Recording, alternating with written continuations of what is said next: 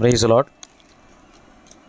நாம் கடந்த நாட்களில் உபவாசத்தை குறித்து தியானித்து கொண்டிருக்கிறோம். பிரத்யேகமாக நெகேமியாவினுடைய உபவாசத்தினாலே நெகேமியாவை கொண்டு தேவன் செய்த காரியங்களை நாம் தியானித்து கொண்டிருக்கிறோம். அதனுடைய தொடர்ச்சியை நாம் இன்றைக்கும் பார்க்கலாம். நெகேமியா 5:19. என் தேவனே, நான் இந்த ஜனத்துக்காக செய்த எல்லாவற்றின்படியும் எனக்கு நன்மை உண்டாக என்னை நினைத்தருளும். ஜனத்திற்காக, இந்த யூத ஜனத்திற்காக அவர் என்ன செய்தார் என்று சொல்லி நாம் பார்க்கலாம். 5வது அதிகாரத்தில் 2வது வசனம் இப்படியாக சொல்லுகிறதை பார்க்கிறோம். நாங்கள் எங்கள் குமாரரோடும் எங்கள் குமாரத்திகளோடும் அநேகரானபடியால் சாப்பிட்டு பிழைக்கும்படி நாங்கள் தானியத்தை கடனாக வாங்கினோம். நெகேமியா 5:3. எங்கள் நிலங்களையும் திராட்சை தோட்டங்களையும் வீடுகளையும் அடமானமாக வைத்து பஞ்சத்திலே தானியம் வாங்கினோம். நெகேமியா 5:4. ராஜாவுக்கு தீர்வையை செலுத்த நிலங்கள் மேலும் திராட்சை தோட்டங்கள் மேலும் பணத்தை கடனாக வாங்கினோம். நெகேமியா 5:5. எங்கள் குமாரரையும் குமாரத்திகளையும் அடிமைத்தனத்திற்கு உட்படுத்த வேண்டியதாக இருக்கிறது. எங்கள் குமாரத்திகளில் சிலர் அடிமைப்பட்டும் இருக்கிறார்கள். அவர்களை மீட்க நிர்வாகமில்லை. நிலங்களும் திராட்சை தோட்டங்களும் வேறே மனிதர் கைவசமாயிற்று. இந்த வசனங்களையெல்லாம் பார்க்கும் பொழுது நெகேமியாவினிடத்தில் யூத ஜனங்கள் முறையிடுகிறார்கள். அதாவது, நாங்கள் அநேகராக இருக்கிறோம், எங்களுக்கு பிழைப்புக்கு வழி இல்லை, அதனால் தானியத்தை கடனாய் வாங்கினோம் என்று சொல்கிறார்கள். அது மட்டுமல்ல, நிலங்களையும் திராட்சை தோட்டங்களையும் வீடுகளையும் அடமானமாக வைத்து பஞ்சத்தில் இருக்கிறதுனால, அப்போ பாருங்கள், பிழைப்புக்கு வழி இல்லை, அநேகராக இருக்கிறார்கள், பஞ்சம் வேற இருக்கிறது, அதனால் அடமானமாக நாங்கள் தானியத்தை வாங்கினோம். எங்களுடைய நிலங்களை திராட்சை தோட்டங்களை வீடுகளை எல்லாம் அடமானமாக கொடுத்து தானியத்தை பஞ்சத்தில் பிழைக்கும்படியாக நாங்கள் அநேகராக இருக்கிறதுனால, எங்களுக்கு வழி இல்லாததினாலே நாங்கள் தானியத்தை வாங்கினோம் என்று சொல்லுகிறார்கள். 4வது வசனத்திலே பார்க்கும்பொழுது, நெகேமியா 5:4 பார்க்கும்போது, தீர்வையை செலுத்துவதற்காக, ராஜாவுக்கு வரி செலுத்துவதற்காக நிலங்கள் மேலும் திராட்சை தோட்டங்கள் மேலும் பணத்தை கடனாக வாங்கினோம் என்று சொல்லுகிறதை பார்க்கிறோம். 5:5 பார்க்கும்பொழுது, இப்படி வாங்கினதினாலே அவர்களுடைய குமாரர்களும் குமாரத்திகளும் அடிமைத்தனத்திற்கு உட்படுகிறார்கள்.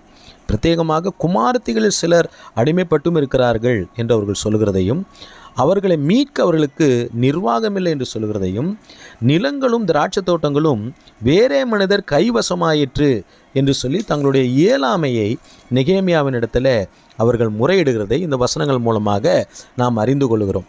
எனக்கு அருமையானவர்களே, இந்த யூத ஜனங்கள், எருசலேமிலே வாழ்ந்த யூத ஜனங்கள் யாரிடத்தில் கடன் வாங்கினார்கள் என்று பார்க்கும்பொழுது, யாரிடத்தில் தங்களுடைய நிலங்களையும் தோட்டங்களையும் வீடுகளையும் அடமானமாக கொடுத்தார்கள் என்று பார்க்கும்பொழுது, யூத ஜனங்களிடத்தில் அவர்கள் கடன் பட்டிருக்கிறார்கள். அதாவது, அந்த நாட்களிலே வசதி வாய்ப்பாக இருந்த யூத ஜனங்கள் தங்களுடைய யூத ஜனங்களிடத்திலே அவர்கள் வட்டிக்கு அவர்கள் பணத்தை கொடுப்பதும், இப்படியாக பாதிக்கப்பட்டவர்கள், தேவை இருக்கிறவர்கள் யூத ஜனங்களிடத்திலேயே, வசதியாக இருக்கிற யூத ஜனங்களிடத்திலேயே வட்டிக்கு வாங்குவதையும் அங்கே அவர்கள் செய்து கொண்டிருக்கிறார்கள். இதை நம்ம எப்படி அறிந்து கொள்ளலாம் என்று சொன்னால், நெகேமியா 5:7 நெகேமியா சொல்லுகிறார், நீங்கள் அவரவர் தங்கள் சகோதரர் மேல் ஏன் வட்டி சுமத்துகிறீர்கள் என்று சொல்லி அவர்களுக்கு விரோதமாக ஒரு பெரிய சபை கூடி வர செய்து என்று சொல்கிறதை பார்க்கிறோம். பழைய ஏற்பாட்டு பிரமாணங்களிலே பார்க்கும் பொழுது, தங்களுடைய சொந்த ஜனங்கள் அடிமைத்தனத்தில் இருந்தால் அந்த ஜனங்களை மீட்க அந்த இனத்து ஜனங்கள் முயற்சி செய்ய வேண்டும். ஒரு யூதன் அடிமையாக இருந்தால் அவனுடைய இனத்திலே இருக்கிற, அவனுக்கு நெருங்கிய உறவினனாக இருக்கிறவன், அவனை மீட்க அவனுக்கு திராணி இருந்தால் அவனை மீட்டெடுக்க வேண்டும் என்பது பழைய ஏற்பாட்டினுடைய பிரமாணமாக இருக்கிறது. ஆனால் இங்கே சூழ்நிலை எப்படியாக இருக்கிறது என்று சொன்னால், அவர்களுடைய ஜனங்களே அவர்களை அடிமைப்படுத்துகிறார்கள். இந்த விஷயத்தை தான் நம்ம பார்க்கிறோம். யூத ஜனம் யூத ஜனத்தையே அடிமைப்படுத்தி வைத்திருக்கிறது. அப்போ நெகேமியா இந்த சூழ்நிலையில் 5:11 பேசுகிறார். அவர்கள் நிலங்களையும் திராட்சை தோட்டங்களையும் ஒலிவ தோப்புகளையும் வீடுகளையும் பணத்திலும் தானியத்திலும் திராட்சரசத்திலும் எண்ணெயிலும் 101 விதமாக தண்டி வருகிற வட்டியையும் அவர்களுக்கு திருப்ப கொடுத்து விடுங்கள். அந்த வட்டி விகிதாச்சாரம் என்னன்னா 100க்கு 1 ரூபாய். எவ்வளோ குறைந்த வட்டி பாருங்கள். Praise Lord. அது கூட அவர்களுக்கு செலுத்த திராணி இல்லாத ஜனங்களாக அவர்கள் அநேகராக இருக்கிறாங்க. பஞ்சமாக இருக்கிறது, வசதி இல்லை. இந்த சூழ்நிலையில் 100% என்று சொல்லி வட்டி விகிதத்தில் யூத ஜனங்கள் வட்டிக்கு கொடுக்கிறார்கள். யாருக்கு கொடுக்குறாங்க? பாதிக்கப்பட்ட ஏழ்மையாக இருக்கிற யூத ஜனங்களுக்கே வட்டிக்கு கொடுக்கிறார்கள். இதற்காக அடமானமாக குமாரத்திகள் அடமானப்பட்டு விடுகிறார்கள், நிலங்கள் தோட்டங்கள் அடமானப்பட்டு விடுகிறது. இதெல்லாம் அடமானத்தில் போயிடுச்சு. இவர்களுக்கு அந்த 100% என்று சொல்லி வட்டி கூட அவர்களால் கொடுக்க முடியல. அவ்வளோ ஏழ்மையில் இருக்கிறாங்க. இதை நீங்கள் திருப்பி கொடுத்துடணும், நீங்கள் வட்டிக்கு வாங்கக்கூடாது என்று சொல்லி நெகேமியா சொல்லுகிறார். அப்போது அதை கேட்ட உடனே அந்த ஜனங்கள் என்ன பண்ணுறாங்க? அவருடைய வார்த்தைக்கு கீழ்ப்படுகிறார்கள். அதுதான் நெகேமியா 5:12 நம்ம பார்க்குறோம். நாங்கள் அதை திருப்பி கொடுத்து விட்டு இனி அவர்களிடத்தில் கேட்க மாட்டோம், நீர் சொல்கிறபடியே செய்வோம்.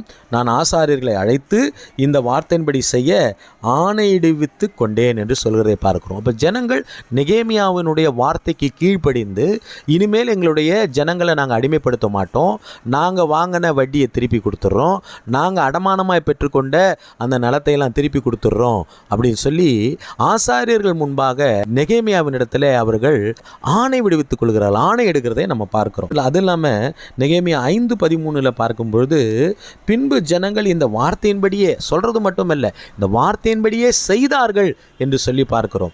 ஆக நெகேமியா மூலமாக ஒரு பெரிய சீர்திருத்தத்தை அந்த நாட்களிலே ஆண்டவர் கொண்டு வருகிறார். நம்ம நெகேமியா என்று சொன்னாலே நம்ம எப்படி யோசிப்போம் என்று சொன்னால், 52 நாட்களிலே நெகேமியா அலங்கத்தை கட்டி முடித்தார் என்பதை குறித்து தான் அதிகமாக தியானிப்போம். ஆனால் இங்கே ஒரு பெரிய சீர்திருத்தம், வட்டிக்கு வாங்குவதும் வட்டிக்கு கொடுப்பதும் போன்ற காரியங்கள் தடுத்து நிறுத்தப்பட்டு அடிமைத்தனத்தில் இருக்கிற யூத ஜனங்கள் விடுவிக்கப்படுகிறார்கள். நெகேமியா 5:14 பார்க்கும்பொழுது, நான் யூதா தேசத்தில் அதிபதியாய் இருக்கும்படி என்று சொல்லுகிறதை பார்க்கிறோம்.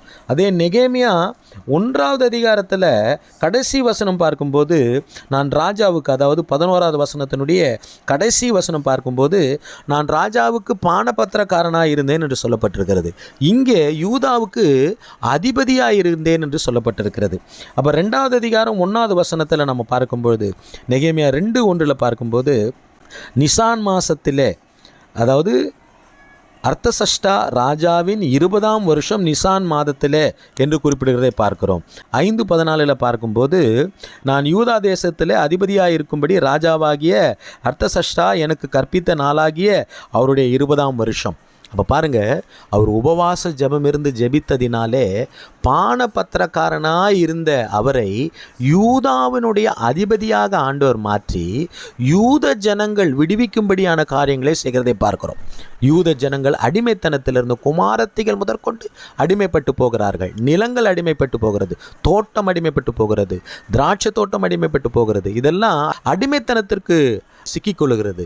அப்போது இவரை, நெகேமியாவை ஆண்டவர் அதிபதியாக உயர்த்தி நெகேமியா மூலமாக இந்த சீர்திருத்தத்தை, வட்டிக்கு வாங்குவதும் கொடுப்பதும் தவறு என்கிறதை ஜனங்களுக்கு உணர்த்தி, அந்த வட்டிக்கு வாங்குகிற விஷயத்தை, வட்டிக்கு கொடுக்குற விஷயத்தை தடை பண்ணி, இதற்கு முன்பாக வாங்கின வட்டி பணத்தை எல்லாம் திருப்ப கொடுக்க செய்து, அடமானப்பட்டு இருக்கிற நிலத்தை எல்லாம் மீட்க செய்து, அடிமைத்தனத்தில் சிக்கியிருக்கிற ஜனங்களை ஆண்டவர் விடுவிக்கிறதை பார்க்கிறோம். எனக்கு பிரியமானவர்களே, நாமும் நெகேமியாவை போல உபவாசம் இருந்து ஜெபிக்கும் பொழுது கர்த்தர் எப்படி நெகேமியாவை யூதாவினுடைய அதிபதியாக மாற்றினாரோ, அதை போல நாம் இருக்கிற பகுதியில் கர்த்தர் நம்மை அதிபதியாக உயர்ந்த ஸ்தலத்திலே கொண்டு வர செய்து, அது மட்டுமல்ல, நம் மூலமாக அடிமைத்தனத்தில் இருக்கிற ஜனங்களை ஆண்டவர் விடுவிக்க வல்லவராயிருக்கிறார். அங்கே பாருங்க, பஞ்சத்தினாலே அடிமைத்தனத்தில் சிக்கிக் கொள்கிறார்கள். அநேகராக இருந்தபடினால பிழைப்புக்கு வழி இல்லாதபடியில் அடிமைத்தனத்தில் சிக்கிக் கொள்கிறார்கள். குடும்பமாய் அடிமைத்தனத்தில் சிக்கிக் கொள்கிறார்கள். அவர்கள் மட்டுமல்ல, அவர்களுடைய வீடு, அவருடைய ஆஸ்தி, நிலங்கள் எல்லாம் அடிமைத்தனத்தில் சிக்கிக் கொண்டு இருக்கிறது. இதை எல்லாவற்றையும் நெகேமியா மூலமாக ஆண்டவர் விடுவிக்கிறதை பார்க்கிறோம்.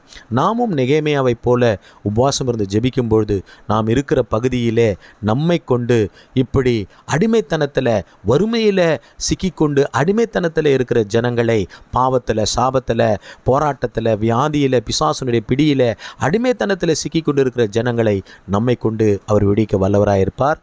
எனவே நாமும் உபவாசத்தை மேற்கொள்வோம். நெகேமியா எடுத்த உபவாசத்தை எடுப்போம். கர்த்தர் நம்மை ஆசீர்வதிப்பார். தேங்க்யூ. God bless you.